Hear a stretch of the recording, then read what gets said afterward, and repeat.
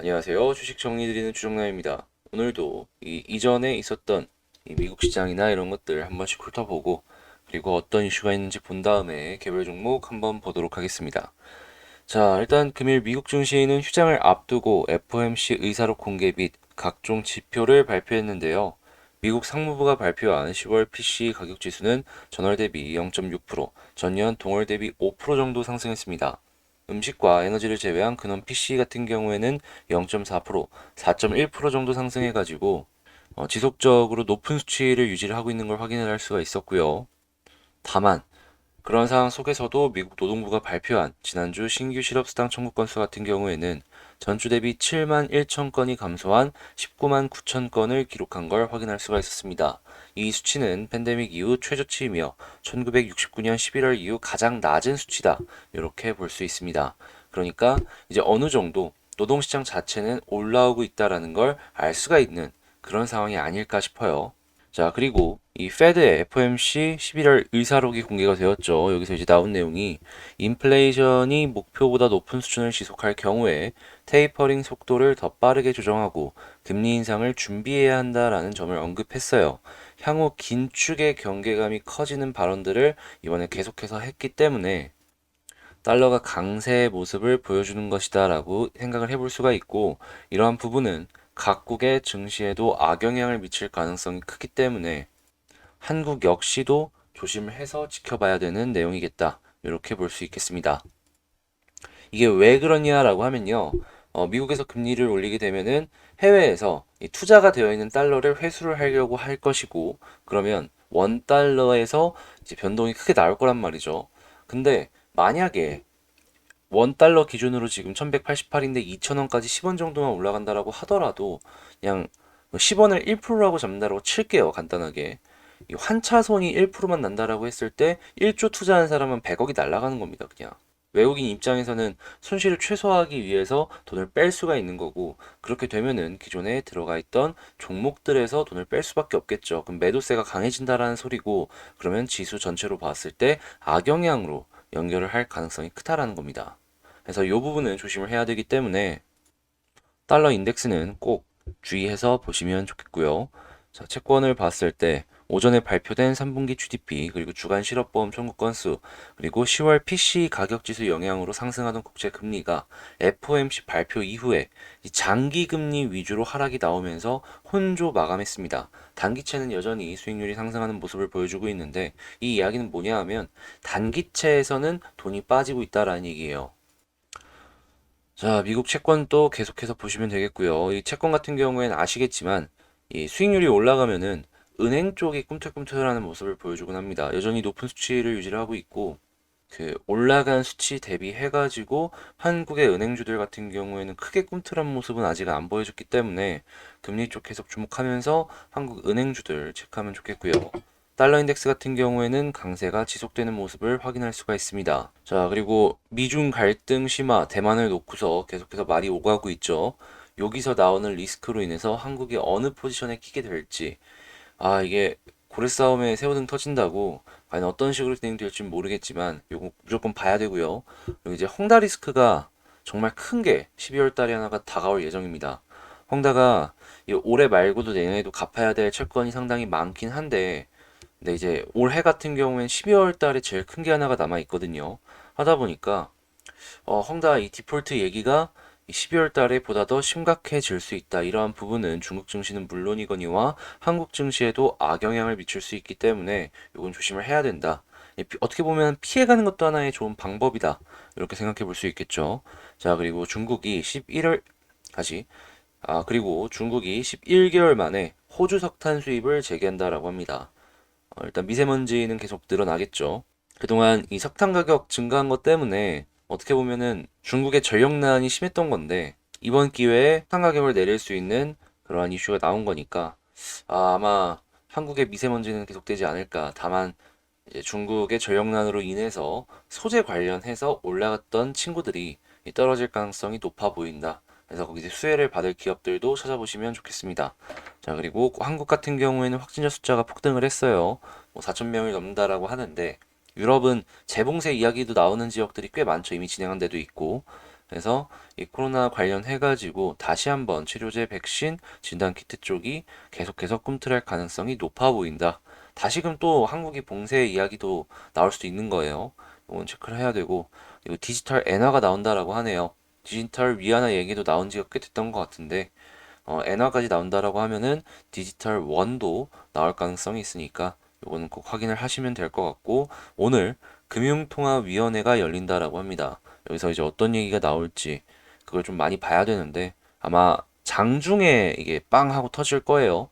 자, 여기서 나오는 게 향후 한국 증시에 어떤 영향을 미칠지는 모르겠지만 오늘 꼭 체크하고 이후 전략 대응하는 데 있어가지고 참고해 나가셨으면 좋겠습니다. 자, 그리고 미국 증시 같은 경우에 휴장을 하죠. 내일 우리 한국 시장은 중국 증시 쪽의 영향을 더 많이 받지 않을까 싶네요. 자, 이렇게 뉴스 정리 한번 싹 해봤는데 도움 되셨다라고 생각을 하신다면 구독 그리고 좋아요 한 번씩 부탁드리고요. 그 종 모양의 알림 설정 있잖아요. 알림 설정까지 한 번씩 눌러주시면 감사하겠습니다.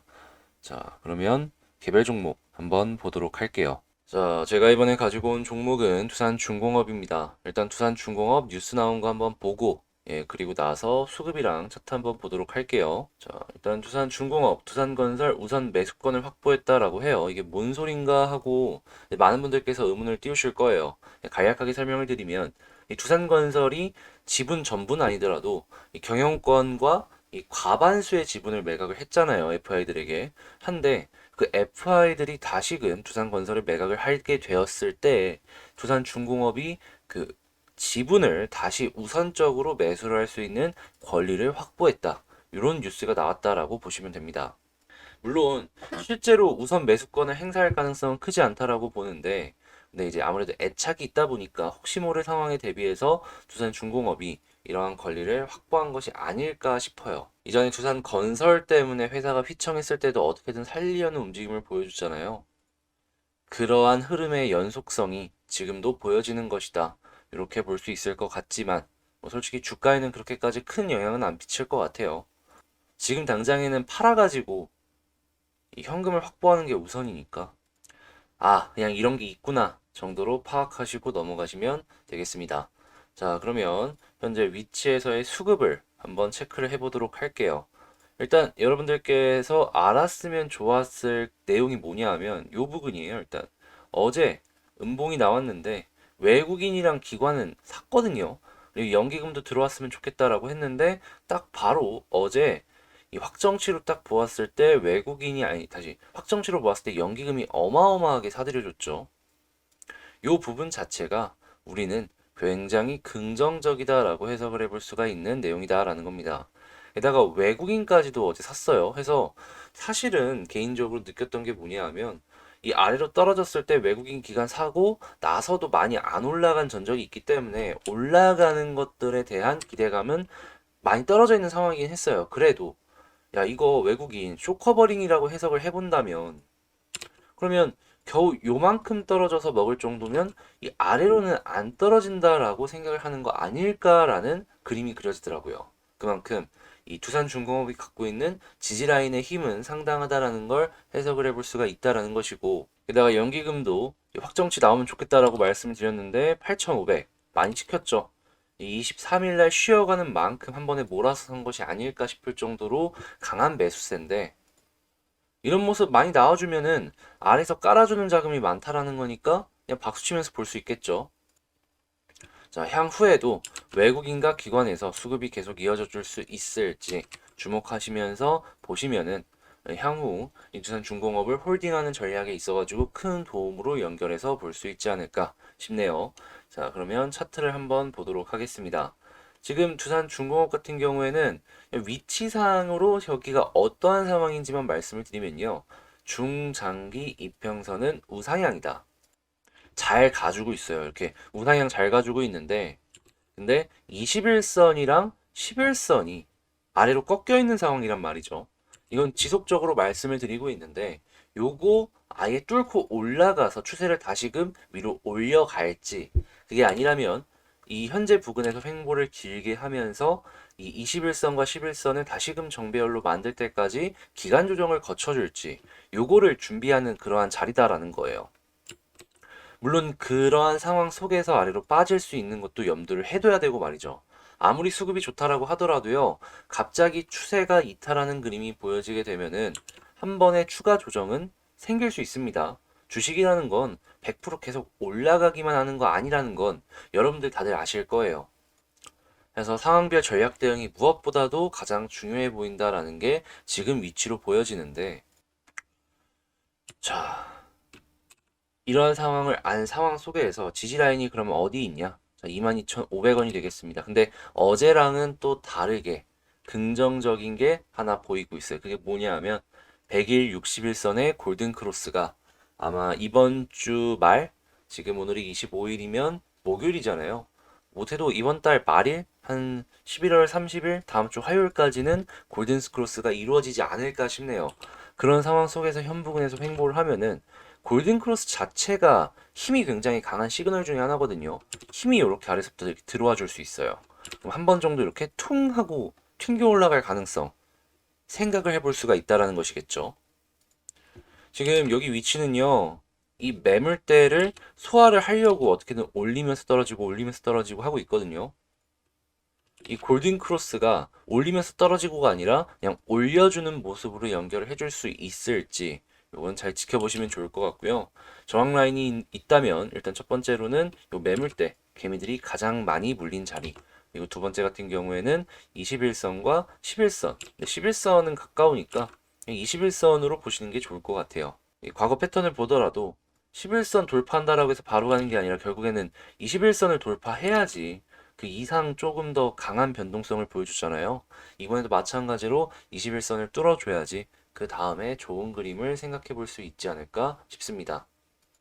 자, 그러면 현재 제가 말씀을 드린 것들로 정리를 해서 전략을 짜본다면 이 아래쪽에 있는 골든 크로스가 나오는 이 지지 라인 이탈한다면은 이 241선까지 빠질 수 있으니까 여기 이탈 시에는 절반 정리 생각을 해야 되고, 그리고 만약에 그런 모습이 안 나온다면은 그냥 여기서 계속해서 홀딩 하는데 21선 여기서 한번 눌릴 수 있으니까 단타 생각한다면 21선 부근에서 절반 매도하고 나머지 물량으로 조금 더 지켜보는 것도 괜찮은 방안이지 않을까. 근데 21선까지 뚫어주게 된다면은 이 위에서 계속해서 눌러주던 매물대가 아래에서 깔리는 것이기 때문에 그냥 홀딩하면서 지켜보면은 마음 편하게 볼 수 있을 것 같다. 곧 있으면 대선이다 보니까 원전에 대한 이야기가 계속 나올 겁니다. 어떻게 보면은 시기상으로 지금의 옆으로 기는 횡보는 앞으로 TV 토론이나 이런 것들에 대비해서 마지막 개미털기일 수도 있다라는 생각도 들거든요. 한번 대선 생각하면서 이 두산중공업은 조금 부정보다는 긍정적으로 한 발 걸쳐갖고 지켜보는 게 보다 더 좋지 않을까. 제 개인적인 생각은 이렇다라고 말씀을 드리고요. 자, 다들 전략 대응하시면 좋을 것 같고, 그 전략 대응이 좋은 결과로도 이어졌으면 참 좋을 것 같다라고 저는 생각이 좀 듭니다. 자, 제 영상이 도움되셨다라고 생각을 하신다면 구독과 좋아요 한 번씩 부탁을 드리고요. 아, 그리고요. 그 멤버십 어떻게 운영되는지 궁금해하시는 분들이 좀 있으셔가지고 간단하게 설명을 드리자면, 지금 제가 보고 있는 종목 중에 하나가 지니뮤직이라는 종목인데 아, 이거 아까 1%대였는데 2.5%까지 올라갔네요. 아무튼 오히려 그래서 더 좋다라고 생각이 듭니다. 이 종목을 제가 왜 좋다라고 생각을 하는지에 대해서 그냥 간략하게만 말씀드리면, 떨어지는데 기관의 수급이 계속되고 있다. 여기 첫 번째고요. 그리고 이평선이 한 점으로 밀집이 되는, 이제 막 다시금 올라가려는 시작의 그림이 보여지고 있다가 두 번째가 됩니다. 그 이외에 여러 가지 디테일들도 있기는 한데 큰 흐름상 이렇게 두 가지 정도로 지니뮤직을 조금 더 괜찮게 볼 수가 있어가지고 저 같은 경우에는 이거 되게 긍정적으로 바라보고 있는데요. 아무튼 이런 것들, 자 이제 멤버십으로 관심 종목 괜찮아 보이는 것들 하나씩 올리고 있으니까 결정하시면 좋을 것 같네요. 자, 저는 그러면 다음에 더 좋은 영상으로 다시 찾아뵙도록 할게요. 감사합니다.